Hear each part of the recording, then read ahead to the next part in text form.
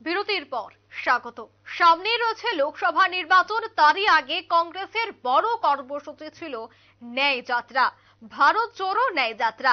যার ন্যায় যাত্রায় ছিলেন রাহুল গান্ধী সহ প্রিয়াঙ্কা গান্ধী থেকে শুরু করে কংগ্রেসের তাবড় তাবড় নেতৃত্বরা। এই ন্যায় যাত্রা ভারতের বিভিন্ন জায়গা ঘুরে বেরিয়েছে, বিশেষ করে দেখা গেছে উত্তর পূর্বাঞ্চল অসমেও সেই যাত্রা গেছে। কিন্তু এবার খবর উঠে আসছে যে নির্ধারিত সময়ের আগেই শেষ হয়ে যাচ্ছে রাহুলের ন্যায় যাত্রা। উত্তরপ্রদেশে রাহুলের ন্যায় যাত্রা সংক্ষিপ্ত করছে কংগ্রেস।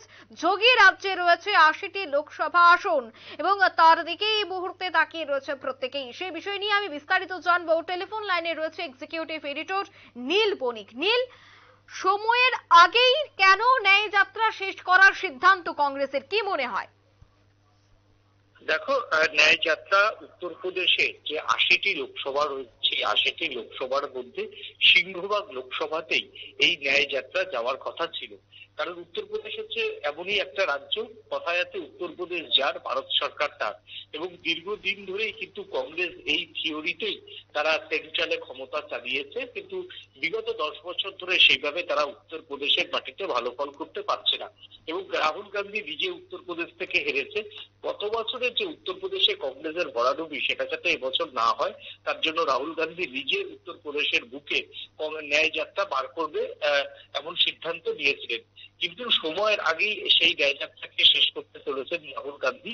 এবং উত্তরপ্রদেশের সমস্ত লোকসভা কেন্দ্রে তার ন্যায় যাত্রা যাচ্ছে না। এখনো পর্যন্ত যেটা কংগ্রেস সূত্রের খবর, ২৬টি লোকসভাতে এই ন্যায় যাত্রা কাজ করছে।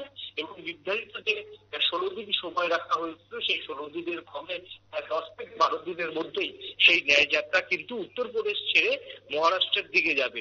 অর্থাৎ উত্তরপ্রদেশের সমস্ত লোকসভা কেন্দ্রগুলিতে কভার করছে না এবং উত্তরপ্রদেশে খুব দ্রুত শেষ করতে চাইছে ন্যায় যাত্রা। কিন্তু কেন এই সিদ্ধান্ত রাহুল গান্ধীর, সেই বিষয়ে অবশ্য কংগ্রেসের যারা বরিষ্ঠ নেতারা রয়েছেন তারা এখনো পর্যন্ত কিছু জানায়নি। সুপ্রীতি, মাফ করবেন অঙ্কিতা।